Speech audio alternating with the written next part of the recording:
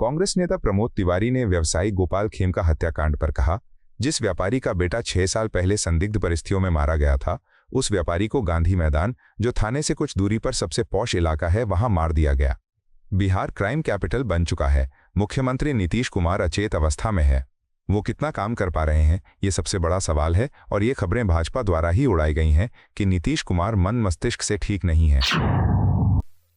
देखिए, रोज सुबह बिहार के लिए जब आप अखबार खोलिए, चैनल खोलिए, तो एक गंभीर घटना घटित हो चुकी होती है। पटना में भी कल हुई।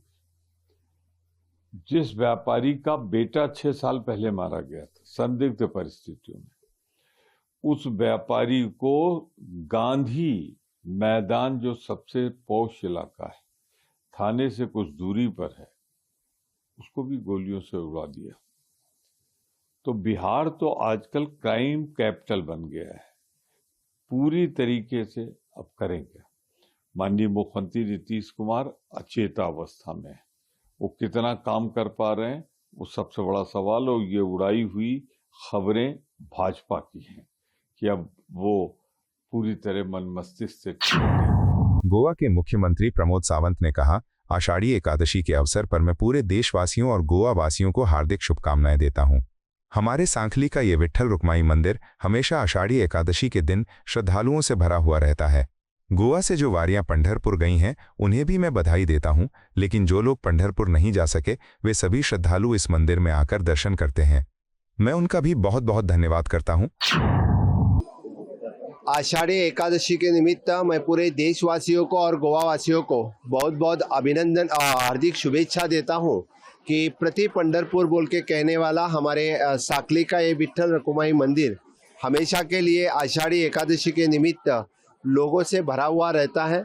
आज पूरे गोवा से जिस तरह से वारियां पंढरपुर गए हैं, उनको भी मैं शुभेच्छा देता हूं। लेकिन जो पंढरपुर वारी लेके न जा सके, गोवा के सभी भक्त प्रति पंढरपुर समझने वाले इस विट्ठल मंदिर में आके विट्ठल दर्शन लेते हैं, इसलिए मैं उनका भी बहुत बहुत अभिनंदन करता हूं। आज सुबह मैं मेरे फैमिली के साथ आके विट्ठल रुक्माई का अभिषेक किया, दर्शन लिया, और दर्शन लेके इस पूरे गोवा में और पूरे देश में सुख और शांति, माननीय मोदी जी के नेतृत्व में विकसित भारत का सपना 2047 ये साकार हो, और जो जो विघ्न इस देश पे और गोवा पे आ रहा है, उस संकट का विनाश हो। इसी तरह से मैं ये कहलाऊंगा कि फिर एक बार पूरे देशवासियों को इस आषाढ़ी एकादशी के निमित्त बहुत बहुत शुभकामनाएं, हार्दिक शुभेच्छा। भाजपा सांसद कंगना रनौत ने कहा, मंडी पर बहुत संकट आया है, बादल फटे हैं, कई जगह जलभराव हो गया है, संपर्क टूट गया है। सिराज, थुनाग के इलाकों में संपर्क टूट गया है, लेकिन प्रशासन कड़ी नजर रख रहा है। प्रभावित लोगों के लिए राहत बचाव के काम जारी है। हमारी टीम हर जगह पहुंची हुई है। सिराज, करसोग में भी नुकसान हुआ है और नाचन में भी कुछ इलाके प्रभावित हुए हैं। हम इन इलाकों का दौरा करेंगे। ये मंडी पे डेफिनेटली बहुत संकट आया है। ये जो इतना बादल फट गए हैं और कई जगहों पे जो है पानी भर गया है। पानी भरने के कारण जो है लोगों में बाढ़ टाइप एक स्थिति आई हुई है। कनेक्टिविटी सारी खत्म हो गई है। खासकर जिस एरिया में सबसे ज्यादा त्रासदी हुई है, जो सिराज का थुनाग के तरफ के एरिया है, तो उनमें जो है कनेक्टिविटी थी नहीं। लेकिन फिर भी हमारा जो प्रशासन है, हमारी जो सरकार है, वो पूरी नजर बनाए हुए है। ऐसा नहीं होता कि कनेक्टिविटी नहीं है तो हमारा काम जो है वो रुक जाता है। चाहे वो डीसी को लेकर हो, बाकी चाहे स्थानीय अधिकारी हो, उनको लेकर संपर्क बना के रखना, और उनको जो चाहे वो राहत को लेकर, चाहे रिलीफ को लेकर या किसी तरह की और सुविधा को लेकर जो जो प्रभावित लोग हैं उनसे उनको जो है निर्देश देना, वो सब काम तो हमारा चालू रहता है। लेकिन कनेक्टिविटी का थोड़ा इशू था, तो वो आज जिस तरह से रोड जो है फिर से रिस्टोर किया गया है, तो हम अब पहुंच रहे हैं। बाकी ऐसा कुछ नहीं है कि ये जिस तरह से कि हमारा जो है वो काम रुक जाता है। हम इससे पहले भी, अभी 2-3 दिन पहले हम इधर किन्नौर में थे और लाहौल स्पीति में थे। 150-200 करोड़ के प्रोजेक्ट जो है वो भारत सरकार ने, प्रधानमंत्री जी ने यहाँ के लिए दिए थे। तो है तो यहीं पे, लेकिन ये विपक्ष की बातें हैं, अब उन लोगों ने राजनीति वो करनी है, पर मुझे नहीं लगता कि हमारे जो जनसाधारण है उनको किसी बात की कोई आशंका है कि हमारी जो टीम्स हैं वो हर जगह पहुंची हुई है, और जितने भी हम लोगों ने हर जगह की एक कमेटी बनाई हुई है प्रभावित एरियाज की, जिनके अपने चेयरपर्सन्स हैं, तो इतनी बारीकी में जब काम होता है तो कोई आशंका लोगों को तो नहीं है। जनसंघ के संस्थापक श्यामा प्रसाद मुखर्जी की जयंती पर दिल्ली की सीएम रेखा गुप्ता ने कहा, आज हम ऐसे सेनानी को याद कर रहे हैं जिन्होंने राष्ट्रवादी भावनाओं का बीज बोया था। कई स्वतंत्रता सेनानियों ने लड़ाई लड़ी, फिर सरकार बनी, फिर उन्होंने देश के कल्याण की चिंता की। उन्होंने संदेश दिया कि देश सर्वोपरि है, पार्टी से ऊपर, सरकार से ऊपर। जब उन्हें लगा कि सरकार ठीक नहीं चल रही है तो उन्होंने मंत्री पद छोड़ दिया। उन्होंने कहा कि कश्मीर हमारा है, आज नए चिनाब पुल के साथ हम इसे साकार कर रहे हैं। आज हम सब एक ऐसे योद्धा जिन्होंने देश की जड़ों में राष्ट्रवाद की भावना के बीज बोए। आजादी के बाद पहले जो एक धुन थी कि देश आजाद हो, आजाद हो, आजाद हो, लाखों स्वतंत्रता सेनानी देश को आजाद करने में लगे, जुटे मिटे, पर उसके बाद क्या? सरकार बन गई। सरकार देश हित में चले, जनहित में कार्य करे, इसकी चिंता यदि किसी ने की तो वो देश के ऐसे पुरोधा जिनका नाम माननीय श्यामा प्रसाद मुखर्जी, जिन्होंने देश को ये संदेश दिया कि राष्ट्र सर्वोपरि है, राष्ट्र सर्वोपरि, उसके आगे कुछ नहीं, ना पार्टी, ना सरकार, ना स्वयं हित। जिन्होंने केंद्र सरकार में मंत्री पद को छोड़ दिया, ये देखते हुए कि ये वर्तमान सरकार, वो नेहरू सरकार देश हित में निर्णय नहीं ले रही थी, गलत निर्णय ले रही थी, इसलिए उन्होंने मंत्री पद तक छोड़ दिया। और जब कश्मीर की बात आई तो जो बात हमारे आदरणीय प्रदेश अध्यक्ष जी ने कही, वो बात उन्होंने कही कि एक देश में दो विधान, दो प्रधान, दो निशान नहीं चलेंगे। आज जो कश्मीर की चिनाब नदी पे बना हुआ दुनिया का सबसे बड़ा ब्रिज और उस पे बनाई हुई वंदे भारत, हमारे आदरणीय रेल मंत्री जी की बनाई हुई वंदे भारत जब चलती है, उसमें बैठ के हम सब लोग जो भारत दर्शन करते हैं, घाटी दर्शन करते हैं, पहले ये संभव नहीं था। आपको कश्मीर जाना है तो परमिट लेना पड़ेगा। जब ये आदेश शेख अब्दुल्ला सरकार के आए तो हमारे मुखर्जी जी ने कहा कि ये नहीं चलेगा। भारत एक है और वो पूरा का पूरा एक है। जो कश्मीर है वो हमारा है और जो हमारा है वो सारे का सारा है। ये नारे हमने बहुत लगाए और वो भावना आज फली फूलित होती दिखती है। जनसंघ के संस्थापक श्यामा प्रसाद मुखर्जी की जयंती पर दिल्ली भाजपा अध्यक्ष वीरेंद्र सचदेवा ने कहा, अगर आपको राष्ट्रवाद, राष्ट्रवादी नीति, भारत, इसकी संस्कृति को समझना है तो आपको डॉक्टर मुखर्जी को पढ़ना चाहिए। 1901 से 1953 तक की उनकी यात्रा एक राष्ट्रवादी यात्रा थी। उन्होंने तुष्टीकरण की राजनीति के खिलाफ आवाज उठाई थी। उनके आदर्श भाजपा में भी उतरे, इसलिए हम काम कर रहे हैं। उन्होंने युवाओं से कहा था कि हिंदी हमें जोड़ती है, हिंदी के खिलाफ बोलने वालों को भी उन्हें पढ़ना चाहिए। कि अगर आपको राष्ट्रवाद समझना है, आपको राष्ट्र नीति समझनी है और आपको हिंदुस्तान को समझना है, उसकी संस्कृति को समझना है, तो डॉक्टर मुखर्जी को पढ़ना चाहिए। 1901 से लेकर 1953 तक जो उनकी यात्रा है वो एक राष्ट्रवादी यात्रा है। कैसे उन्होंने बाल्यकाल से लेकर सबसे युवा कुलपति बनने तक का सफर पूरा किया, कैसे पूर्वी बंगाल में जब मारकाट हिंदुओं पर अत्याचार हो रहा था उस समय उन्होंने मुस्लिम तुष्टीकरण के खिलाफ किस तरह से आवाज उठाई, और सभी हिंदुओं को इकट्ठा करने का काम किया। मैं बात कर रहा हूँ सन 1939-1940। उस समय इस बात को प्रखरता से उठाने वाले डॉक्टर मुखर्जी यही दिल्ली के रघुमल कन्या विद्यालय में 21 अक्टूबर 1951 को जब भारतीय जनसंघ का गठन होता है, तो वो जो विचार राष्ट्रवाद का था, उस विचार की परिणति है आज भारतीय जनता पार्टी के रूप में। वो विचार जो उन्होंने एक अंकुरित किया, एक बीज बोया था, आज एक वट वृक्ष बनकर पूरे देश में, पूरे विश्व में सबसे बड़ी पार्टी के रूप में मौजूद। और हम सब उस वट वृक्ष की शाखाएं जो अपना काम करते हैं।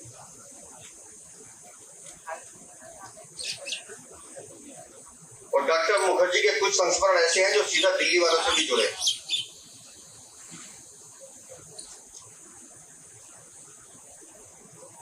जब वो जम्मू और कश्मीर की बिना परमिट की यात्रा के लिए निकले, तो जालंधर में उनका प्रवास हुआ।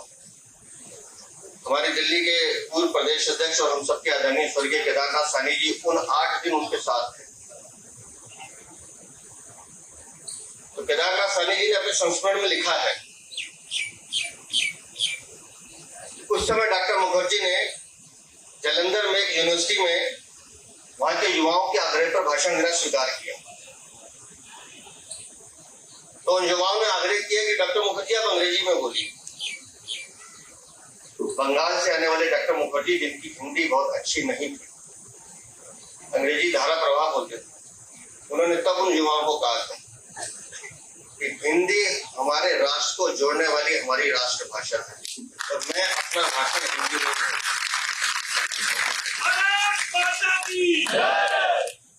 अब समझिए कि 1953 में एक संदेश डॉक्टर मुखर्जी दे रहे हैं, और आज हम प्रांत में देखते हैं भाषा के नाम पर इस तरह की आवाजें उठती हैं, तो उन लोगों को भी डॉक्टर मुखर्जी को पढ़ना चाहिए।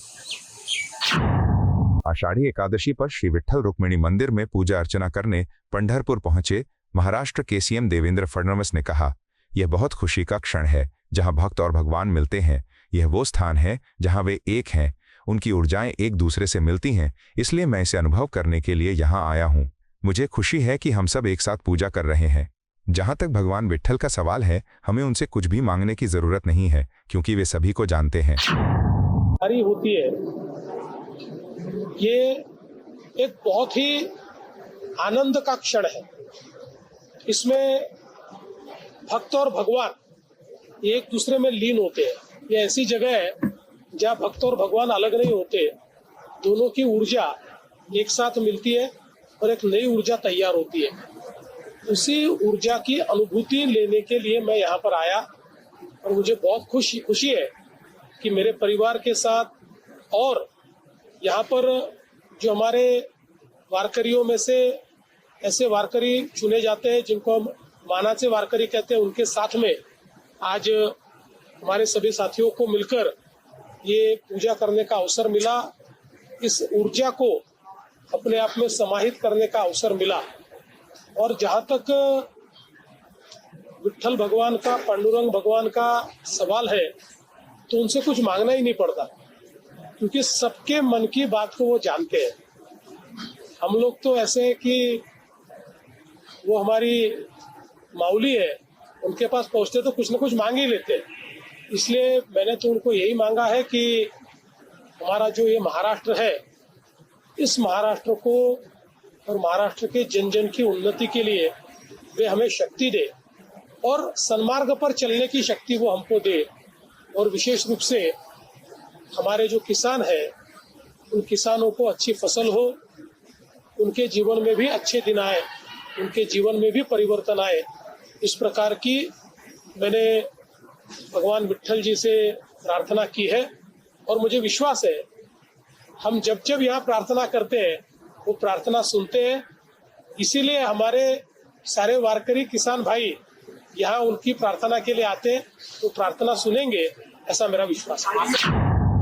दिल्ली की मुख्यमंत्री रेखा गुप्ता ने आपातकालीन परिस्थितियों में मरीजों को इच्छुक रक्तदाताओं को खोजने में सक्षम बनाने के लिए ऐप बनाने के सरकार के काम पर कहा। रक्तदान करके किसी की जान बचाना बहुत महत्वपूर्ण है, और कई बार लोग रक्तदाता न मिलने के कारण अपने प्रियजनों को खो देते हैं। हम एक ऐसा एप्लीकेशन बनाने पर काम कर रहे हैं जिसमें रक्तदान करने के इच्छुक सभी लोगों के नाम और संपर्क विवरण होंगे, ताकि कोई भी जरूरतमंद व्यक्ति अपने आसपास के इलाकों में इन 3 रक्तदाताओं को ढूंढ सके। ऐसा एप्लीकेशन विकसित करने का काम चल रहा है।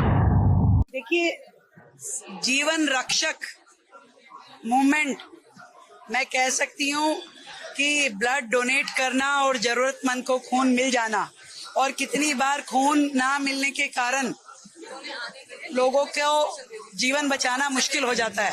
तो हम लोग जो मिल करके इस ब्लड डोनेशन की मुहिम में जुड़े और एक एक यूनिट किसी का जीवन बचाने में उपयोगी सिद्ध हो। दिल्ली सरकार आने वाले समय में एक ब्लड डायरेक्टरी, ब्लड डोनर्स की डायरेक्टरी, ऐसा एक पूरा का पूरा अपना ऐप शुरू करेगी, जिसमें शहर में जितने भी लोग ब्लड डोनेट करने के इच्छुक है उनका डाटा रहेगा, उनके फोन नंबर रहेंगे, किसने आखिरी बार डोनेट किया, कौन अब 3 महीना का समय हो गया तो एलिजिबल है, और क्या उसका ब्लड ग्रुप है, ताकि किसी को भी जरूरत हो और वो ऐप पे संपर्क करे तो तुरंत उसको 3 नाम, फोन नंबर जो उसके बिल्कुल नजदीक के हैं वो नंबर उसको मिल जाए, वो संपर्क करें।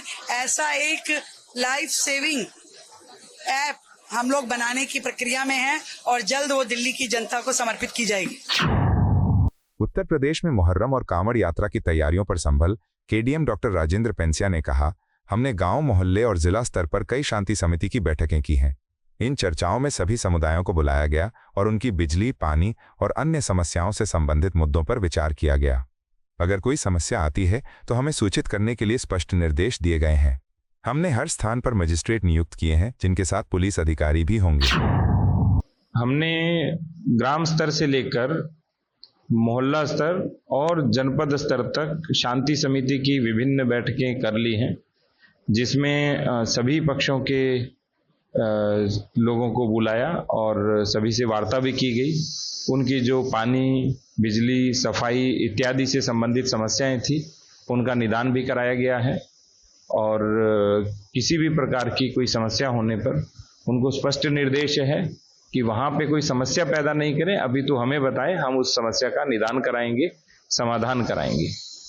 प्रत्येक स्थान पे हमने मजिस्ट्रेट की नियुक्ति की है, उसके साथ हमारे पुलिस अधिकारीगण भी है, और जो भी जुलूस निकलेगा, चाहे मुहर्रम का हो चाहे कावड़ यात्रा हो, सभी बॉक्स फॉर्मेट में निकलेंगे, जिसमें लेफ्ट, राइट, दाएं और बाएं, वो आगे और पीछे चारों ओर पुलिसकर्मी हमारे रहेंगे। इनकी ड्रोन से निगरानी भी हम निरंतर कर रहे हैं। वर्तमान में हमारे पास 13,000 से अधिक सीसीटीवी कैमरे हैं जिनको हमने इंटीग्रेट किया है। केवल संभल शहर में ही 400 सरकारी और लगभग 1300 अन्य 1700 के आसपास कैमरे हैं, जिसमें ANPR कैमरा है, PTZ कैमरा है, हाई रिजोल्यूशन कैमराज हमारे हैं।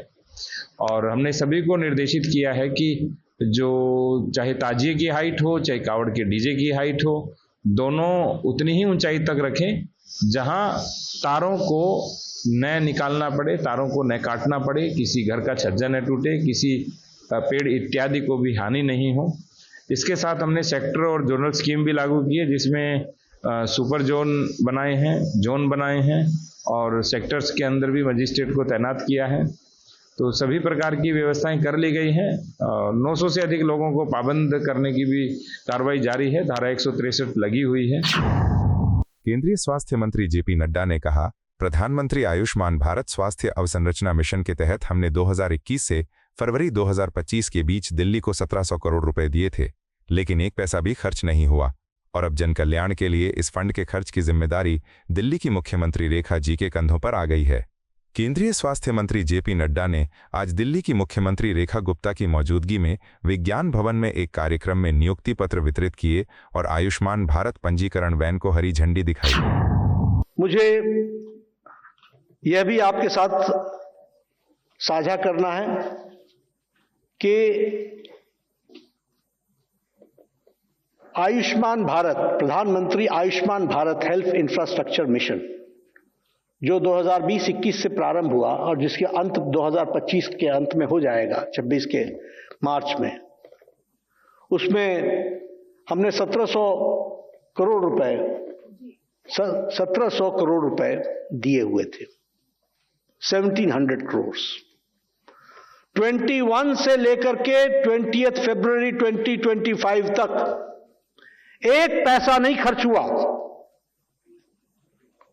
और अब ये रेखा जी के कंधों पर बड़ी भारी जिम्मेवारी आई है कि उनको अब 8 महीने के अंदर ये 1700 करोड़ रुपए खर्च करके दिल्ली की जनता के लिए लगाना।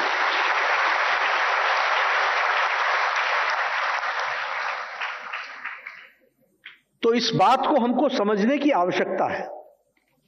और मैं इसको इसलिए कह रहा हूं कि हमारी दिक्कत क्या थी कि हम तो पानी लेकर के तैयार थे कि हम आपको दिल्ली की प्यास बुझाएं, लेकिन आपने मतलब आपके निर्णय ने लोटा ही उल्टा रखा हुआ था, तो मैं क्या करता।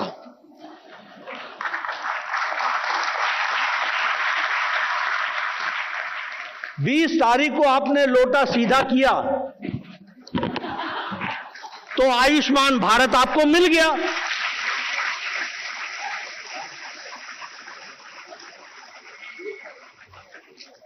₹40 लाख दिल्ली के लोगों को प्रधानमंत्री मोदी जी 2017 से 2017 के सितंबर महीने से गरीब लोगों को 5 लाख रुपए हर साल मुफ्त इलाज के लिए देने के लिए तैयार बैठे थे।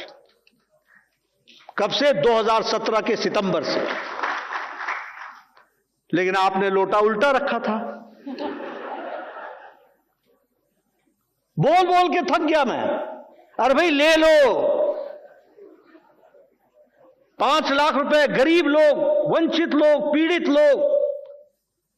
और कौन लोग हैं ये? वो लोग हैं जो झुग्गी झोपड़ी में रहते हैं। ये जो झुग्गी झोपड़ी के बड़े चैंपियन बने हैं, ये झुग्गी झोपड़ी में रहने वाले लोग, इनको 5 लाख रुपए का मोदी जी हर साल मुफ्त इलाज के लिए देने के लिए तत्पर बैठे हैं ना। मेरी नाक आगे आती है। ऐसा अहम गरीबों के साथ इस तरीके का अन्याय किया गया। आपको यह वीडियो पसंद आया हो तो इसे लाइक करें, हमारे चैनल को सब्सक्राइब करें।